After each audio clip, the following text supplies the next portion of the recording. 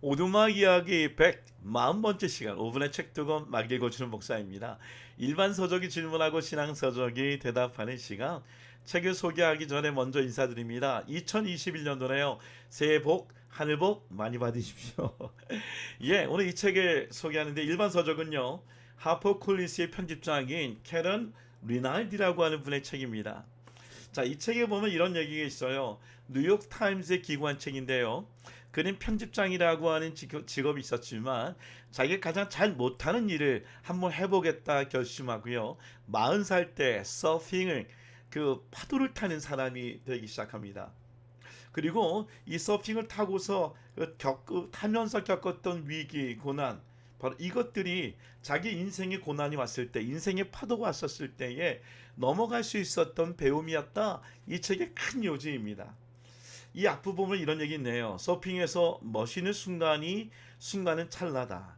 끝없이 패들링을 하고 파도를 타기 위해 일어나지만 넘어지고 물에 빠지는 순간들이 대부분이다. 하지만 그게 인생에서 몰아치는 파도에서 견뎌낼 수 있는 힘이었다고 그녀는 말한다.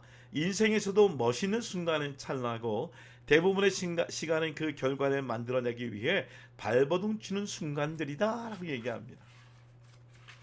자, 이 책을 한번 그냥 읽어드릴게요. 이 책을 읽어보면 이렇게 시작합니다. 파도에 대한 얘기를 7가지로 구성되어 있는데요. 책이 잘 넘어가지 않네요. 오케이. 페이지 18페이지. 얼마 전 뉴욕타임스에 나는 이런 글을 썼다. 못하는 일을 한다는 것은 굉장한 일이다. 동시에 내 서핑 장면을 찍은 영상도 인터넷에 올려놓았다. 창피해서 몇 년 동안 숨겨두었던 영상이다. 개인적으로 나와 친분이 있는 이들은 내가 서핑을 즐기는 걸 알고 있었는데 나는 그들이 내 서핑 실력이 꽤 괜찮을 것이라 생각하도록 내버려 두었다. 그런 의미에서 그 동영상은 일종의 고백이었다. 페이지 19페이지. 서핑 동영상을 올린 것은 그 무렵 내가 한 일 중 가장 잘한 일이었다.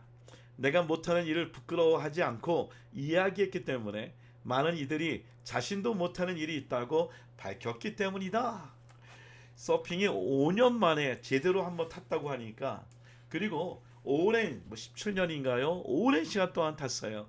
심지어는 자기의 집을 뉴욕에서 어디로 옮기냐, 바다가 근처인 뉴저지로 옮기는 일을 가능할 정도니까요. 제가 이 책을 읽으면서 시간상 다 소개할 수 없지만 두 가지 큰 교훈이 있었습니다. 그것은 무엇이 행복이고 무엇이 영광이냐는 것이고요. 두 번째는 무엇이 힘이 되냐, 무엇이 능력인가에 대한 얘기입니다. 페이지 90페이지. 내 경험상 좋아하는 일을 할 때, 그리고 그 일을 지독히도 못할 때 그런 이야기거리가 나올 확률이 높다. 대다수 사람들의 가장 행복하고 즐거운 이야기는 어떤 실패에서 나오곤 한다. 뼈가 부러진 순간, 부끄럽고 당황스러운 순간, 억울한 순간들. 그렇다면 시간이 흐르면서 우리는 부정적인 경로를 유쾌한 경로로 바꾼다는 이야기다. 정말로 그렇다. 그렇습니다. 여기 있는 캐런 리날드는요, 실제로 그 서핑을 하면서 응급실에 간 일이 한두 번이 아닙니다. 특별히 아들 로코가 응급실에 가서 어떻게 보면 굉장히 위기를 맞는 일도 있습니다. 자기 자신의 허벅지에 17발인가요? 7발인가에 뭐라 그럴까요? 이렇게 수술한 것도 있고요. 근데 이렇게 얘기합니다. 이렇게 실패가 있었기 때문에 그 이야기의 스토리텔링을 통해서 가장 행복을 느끼는 것이 우리 인생이다라고 이야기하고 있어요. 두 번째 얘기하고 싶은 것은 그겁니다. 어떤 때 가장 큰 힘이 되었는가? 실은 서핑을 타면서 그 실패와 고난들이 아까 얘기한 것처럼 그 배웠던 것들이 인생의 위기가 만났을 때 큰 힘이 되었다고 얘기하는 것이죠. 페이지 98페이지 보면 허리케인 샌디가 왔던 때를 생각하면서 이렇게 얘기합니다. 8월에 나는 잠시 부상을 당하고 10월에 허리케인 샌디가 왔다. 그리고 12월에 걱정해 본 적이 없는 암 진단을 받았다. 자신감을 잃어버리죠. 절망이 오죠. 특별히 이런 편집장으로서 굉장히 쿨한 척하던 분이 머리를 밀고 그 직장에 갔을 때의 이야기들이 보면은 잘 적혀 있어요. 근데 더욱이 109페이지 보니까 마지막 치료를 견디는 동안 훨씬 더 나쁜 일이 벌어졌다. 같은 쪽 가슴이 두 번째 종양이 나타난 것이다. 결국 그는 가슴 제거 수술을 받습니다. 그런데요, 페이지 132페이지. 내 인생에서 겪은 험난한 파도들은 내가 서핑에, 인생에, 그리고 생존에 얼마나 미숙한 존재인지를 낱낱이 드러내 주었다. 나는 그 파도를 통해 세 가지 답을 얻었다. 약함을 받아들이게, 감사하게, 그리고 전혀 쿨해지지 않기. 이 세 가지 모두 내가 정말 못하는 일이다. 특히 쿨해지지 않기는 정말 못한다. 이 모든 것이 일상을 살아가게 하고 나를 일으키고 고개를 들어 수평선 너머를 바라보게 하였다. 서핑을 통해 인생의 파도를 겪는 것을 힘을 배웠다고 얘기합니다. 두 가지만 더 읽어드릴게요. 179페이지. 내 서핑 코치 엘렉스는 내게 부족한 건 기술이 아니라고 했다. 라인업에 설 때마다 망설이는 것이 서핑을 망친다고 한다. 그래서 이런 얘기합니다. 믿음을 가지라. 하나만 더 읽어드릴게요. 페이지 249페이지. 인생은 알아내는 게 아니라 사는 것이다. 서핑은 공부하고 되는 것이 아니라 그렇게 해보면서 살아보면서 배운다는 것이에요. 여러분 정말 좋은 책입니다. 코로나 바이러스 기간에 어려운 시간에 어려운 인생의 문제에 이 책을 통해서 우리는 배움을 얻을 수 있을 거라고 생각합니다. 자, 여기에 대한 좋은 신앙서적이 있어요.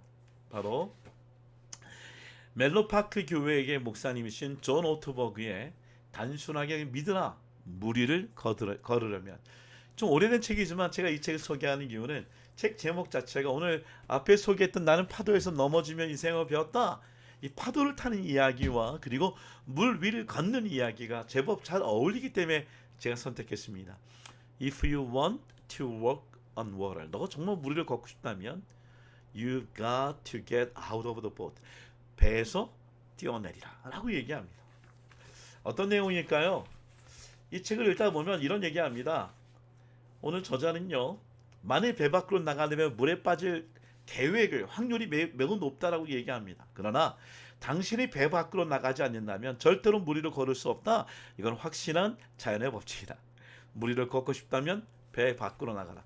처음부터 끝까지 너무 좋은 책이에요. 여러분 강추합니다. 여기서 저는 많은 얘기가 있지만 아까 얘기했던 나는 파도에서 넘어져 인생을 배웠을 때 두 가지 제가 느꼈던 깨달음이 있었다고 얘기했죠. 가장 행복은 실패를 통하여 깨닫는 것이 있다는 것을 얘기했었고, 실패라는 것. 두 번째는 가장 힘이 되는 것은 뭐라고 얘기했죠? 그런 실패 속에서 경험되어주는 배움. 이것을 인생의 배움으로 연결시킨다는 것입니다. 여기는 저자는 이렇게 얘기합니다. 뭘 얘기하느냐? 베드로는 과연 실패자 아닌가라는 것이에요. 왜 그럴까요? 베드로는 물 위를 걸었어요. 예수님을 보고 걸었어요. 근데 곧 바람을 보고 물에 빠지는 사건을 경험하게 됩니다.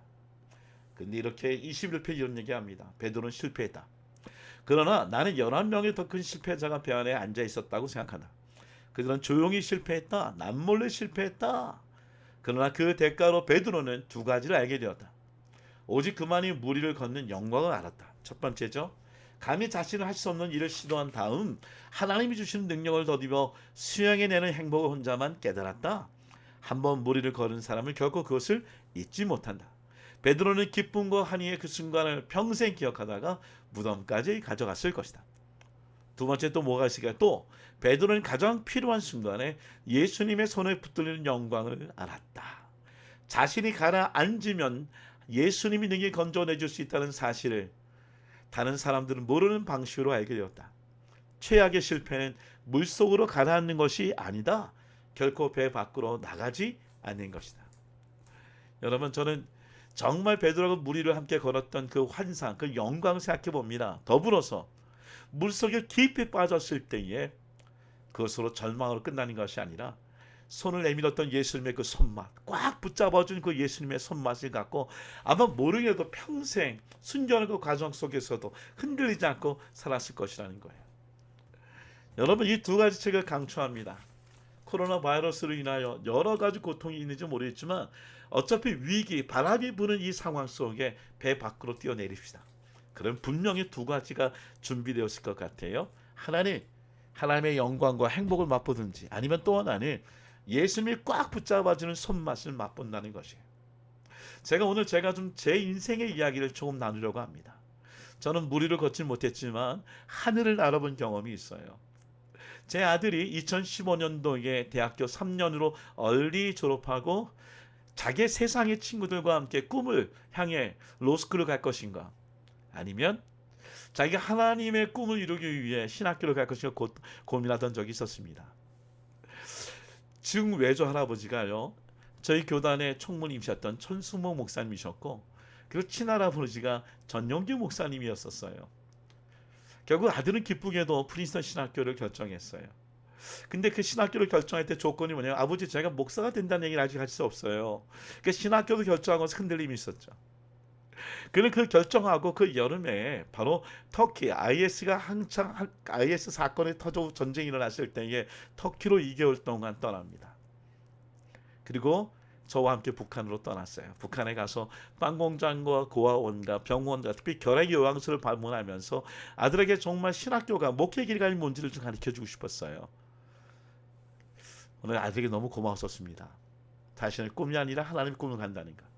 그래서 아들은 그렇게 터키에서 북한에 가기 전에 스위스에서 자기의 버킷리스트 하나인 스카이다이빙을 했어요. 텐덤이라고 하는 점핑을 했었습니다. 아들에게 뭔가 좀 기쁨을 주고 싶었어요. 아빠가 고소공포증인 것을 아들이 알았었거든요. 제가 북한을 만나기 전에 북한에서 깜짝 놀라는 사진을 보여줬습니다. 그것은 제가 떠나기 전에 유저지에서 제가 50이 되던 해에 스카이다이빙을 했었습니다. 여러분 고소공포증이 있었던 제가 그 비행기에서 하늘로 뛰어내린다는 일은 쉬운 일이 아니었었습니다. 제가 비록 베드로와의 경험과 비교할 수는 없겠지만 제 뒤에는 누가 붙어 있었으니까요. 제 경험 중에 느꼈던 것은 두 가지였어요. 하나는 뭐냐? 제가 가장 무서웠던 것은 비행기에서 밖으로 나오는 일이었었어요. 첫 발을 내딛는 것. 그러나 내딛고 났을 때의 그 환희와 기쁨과 행복은 영광을 정말 지금도 제 인생 가운데 큰 힘이 되는 일입니다. 두 번째, 제가 이렇게 점핑했을 때 가장 어려웠을 때 힘들었을 때에 앞에 있었던 사진상을 저를 손을 꽉 잡아주는데 그 잡았던 그 손님이 너무너무 힘이 됐었습니다. 마치 예수님께서 물속에 가라앉던 베드로의 손을 꽉 올리면서 어떤 그 손맛, 그 맛이 베드로의 인생에 끝까지 갔던 것처럼 말입니다.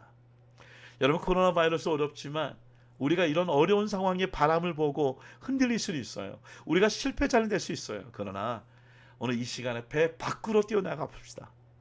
제가 그런 느낌이 있었어요. 내가 하늘 위에서 비행기 바깥에 뛰어내린 적은 있는데 주님 이런 기간에 베드로 같은 경험을 하게 해주세요. 제가 배 바깥으로 나가 주님과 함께 물 위를 걷게 하시고 또 물에 빠진다고 하더라도 예수님이 날 붙잡는 그 손맛을 경험하게 해주세요.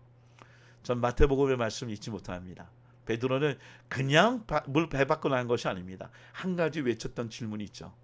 주님, 예수님이 바로 나의 주님이시라면. 여러분, 배 밖으로 나갈 때에 예수님이 나의 주, 나의 하나님인 것을 경험하게 됩니다. 이 확신이 있는 생각, 이 경험, 이 두 책을 통해 오늘 하루 느낄 수 있는 여러분 되기를 간절히 소망합니다. 샬롬.